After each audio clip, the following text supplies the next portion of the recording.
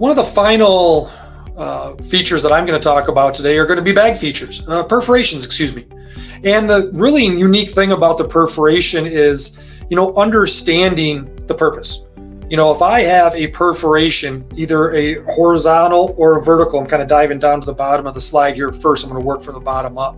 That allows for the customer to access the product in the bag, and it can make it a little bit easier.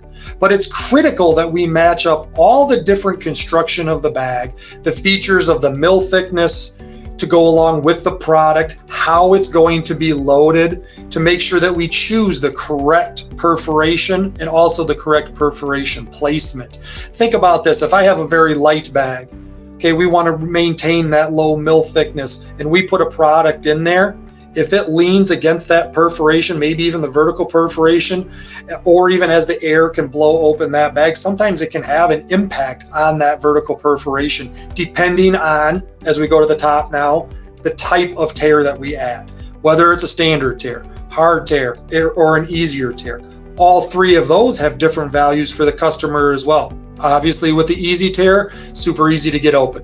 Okay, very, very simple for them to get to the product, open it up. But we have to think about that product being added into the packaging, how it's going to be opened from the machine, how it's going to be sealed, and making sure that nothing is going to impact that perforation so that when the customer gets it, it's all sealed and they use the perforation correctly. In some cases, we may want to transition from a vertical to a horizontal because we're a little bit concerned about that perf being impacted by the packaging process. And again, that might be where you talk a little bit more about the hard tear. Jess kind of talked about a few industrial products, maybe some, pliers or tools or different, parts that might have a little bit more weight.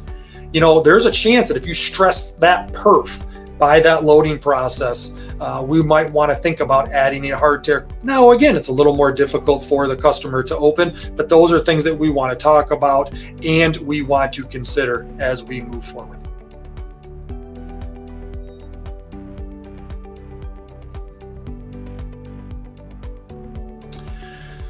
As I think I get into one of my last slides, if not my last slide, the high integrity side seals. This is something that is really a cool additive, considering again the product that you have going into your bag. To be able to add a stronger, a firmer side seal and making sure that nothing is going to get out of that bag. I always think about leak resistance. Okay, if I have some kind of a product that might be a liquid or maybe even some cases a powder, we want to make sure that there is no concern about that product leaving the bag once it's fully sealed.